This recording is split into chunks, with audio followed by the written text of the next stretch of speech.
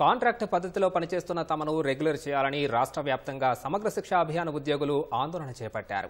కరీంనగర్లో జిల్లా కలెక్టరేట్ కార్యాలయం ముందు తమ ఉద్యోగాలకు భద్రత కల్పించాలని డిమాండ్ చేస్తూ ఉద్యోగులు నిరసన తెలిపారు. ముఖ్యమంత్రి రేవంత్ రెడ్డి టీపీసీసీ అధ్యక్షులుగా ఉన్నప్పుడు ఇచ్చిన హామీని నిలబెట్టుకోవాలని సమగ్ర శిక్ష సిబ్బంది దుబ్బాకలో ఆందోళన బాటపట్టారు. శ్రమ దోపిడీకి గురవుతున్న తమకు ఉద్యోగ భద్రత కల్పించాలని ఉద్యోగులు జయశంకర్ భూపాలపల్లిలో చేపట్టిన నిరసన 4వ రోజుకు చేరింది.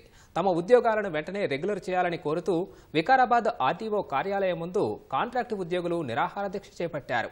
డిమాండ్లను పరిష్కరించకుంటే ఆందోళన ఉధృతం చేస్తామని తెలిపారు. కాంగ్రెస్ ప్రభుత్వంలోనే ఆ రోజు ఉమ్మడి ఆంధ్రప్రదేశ్లో 2012లో రిక్రూట్మెంట్ కావడం జరిగింది విద్యాశాఖలో. ఆనాటి నుంచి ఈనాటి వరకు కూడా ప్రభుత్వాలు మారుతున్నాయి, ప్రభుత్వ అధికారులు మారుతున్నారు, కానీ సమగ్ర శిక్షలో పనిచేస్తున్నటువంటి మా బతుకులు మాత్రం మారడం లేదు.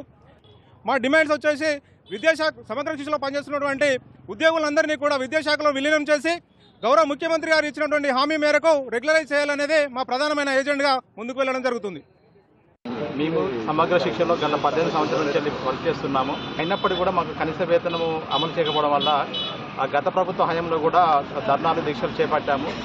గత సంవత్సరం క్రితం చేపట్టిన దీక్ష శిబిరానికి గౌరవ రేవంత్ రెడ్డి గారు గవర్నమెంట్ ఫామ్ అయినాక 100 రోజులలోపు మాకు తీపి కబురు చెప్పి మమ్మల్ని రెగ్యులర్ చేస్తానని ఒక హామీ ఇచ్చారు. ఇంతవరకు కూడా మాకు ఎలాంటి స్పందన లేదు గవర్నమెంట్ నుంచి వెళ్ళి. సీఎం గారు ఇప్పటికైనా స్పందించి మా హామీలను నెరవేర్చాలని మేము కోరుతున్నాము.